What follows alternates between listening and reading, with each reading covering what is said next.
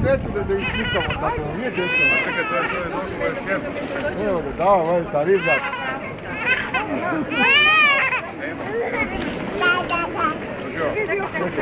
Joca. Ne, pa te kucam. Čekaj, da je ovo drugo. Evo se. Čekaj.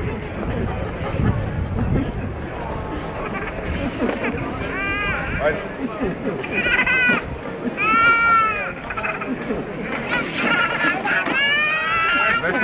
Jeste, sjajno.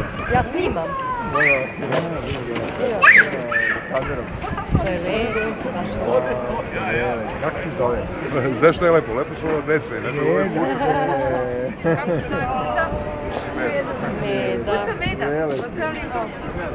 Znaš Joca, kuca Meda. Tako se Mihajlo oduševljava na kucu Medu, sve vristi, uziva. U Beogradu kuća se Da, Ja, baš se radovala.